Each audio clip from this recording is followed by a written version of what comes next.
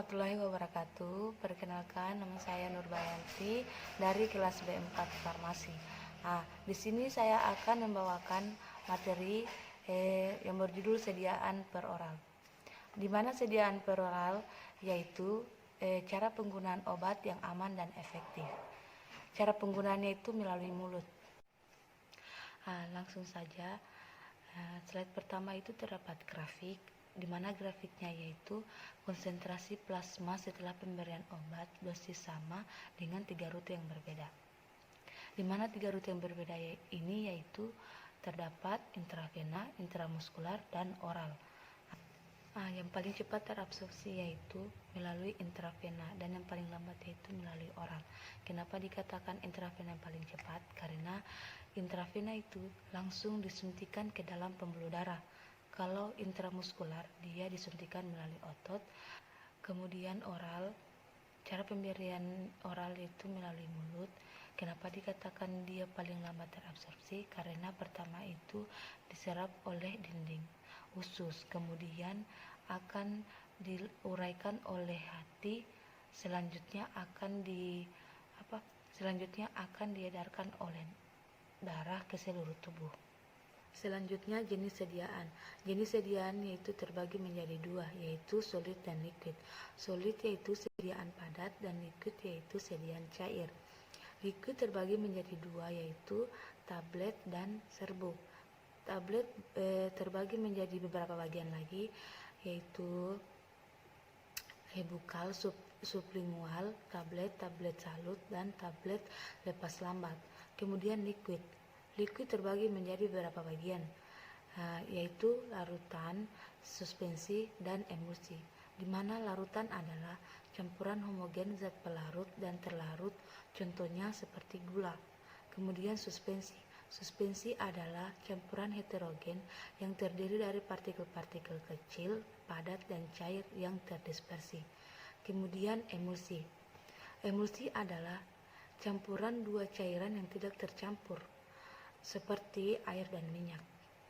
Perbandingan dosis dan kinetik tablet nitrogliserin dalam berbagai sediaan. Di sini bisa kita lihat tabel bentuk sediaan, dosis lazim, onset kerja puncak, dan durasi. Di sini terdapat onset dan durasi. Kita harus mengetahui apa itu onset dan durasi. Onset adalah waktu yang diperlukan dari mulai pemberian obat sampai munculnya efek. Sedangkan durasi dia waktu yang diperlukan dari munculnya efek sampai hilangnya efek. Kembali lagi ke tabel bentuk sediaan, yaitu sublingual, bukal, dan oral. Sublingual yaitu dosis lazimnya 0,3 sampai 0,8, onset kerjanya 2 sampai 5 menit, kerja puncaknya 4 sampai 8 menit, dan durasinya 10 sampai 30 menit. Kemudian bukal, dosis lazimnya itu 1 sampai 3, onset kerjanya 2 sampai 5 menit, kerja puncaknya 4 sampai 10 menit, dan durasinya 30 sampai 300 menit. Kemudian oral dia dosis lazimnya itu 6,5 sampai 19,5, onsetnya 20 sampai 45 menit, kerja puncaknya 45 sampai 120 menit, dan durasinya itu lama 2 sampai 6 jam. Dari tabel ini bisa kita lihat sublingual dan bukal itu obat yang cepat memberikan efek. Kenapa? Dia itu langsung ke siklus sistemik, sedangkan oral dia itu harus diabsorpsi terlebih dahulu. Kemudian biofarmasitiknya tadi saya sudah jelaskan di slide ketiga. Kita akan ke selanjutnya lagi, slide berikutnya. Diskusi. Saya rasa diskusinya nanti akan didiskusikan. Selanjutnya kita beralih ke mulut. Di sini ada 2, anatomi bagian-bagian mulut dan histopatofisiologinya. Anatomi bagian-bagian mulut terbagi menjadi 2, yaitu mulut bagian depan dan mulut bagian belakang. Mulut bagian depan seperti bibir, gigi, gusi, dan lidah, sedangkan mulut bagian belakang seperti langit-langit dan pipi. Nah, kemudian histopatofisiologinya ada mukosa lidah, permukaan bagian dalam mulut, mukosa tipis, banyak penyerapan, vaskularisasi bagus. Terdapat vena dari daerah mulut yang mengalir ke jantung, selanjutnya ke organ lain, kemudian ke hati. Selanjutnya bibir luar, pH enzim pitalin. Air liur menghasilkan enzim pitalin. Selanjutnya sediaan yang mengalami absorpsi di mulut. Di sini ada sublingual. Sublingual yaitu sediaan diletakkan di bawah lidah. Nah, di sini ada contoh obatnya, nitrogliserin. Kemudian bukal. Bukal yaitu sediaan disisipkan di pipi. Contoh obatnya progesteron. Selanjutnya pelepasan zat aktif. Di sini ada sublingual atau bukal. Bahan aktif akan lepas dari tablet bersamaan dengan melarutnya tablet di dalam mulut. Kemudian dengan permukaan mukosa yang tipis dan vaskularisasi dalam mulut, maka akan memudahkan penyerapan bahan aktif dari jantung, organ target sampai ke hati. Selanjutnya pertanyaan. Apakah untuk sediaan bukal atau sublingual akan mengalami efek lintas pertama hepatik? Menurut saya tidak, karena metabolisme obat yang mana konsentrasi obat berkurang cukup signifikan sebelum mencapai sirkulasi sistemik. Selanjutnya kita beralih ke lambung. Di sini ada anatomi.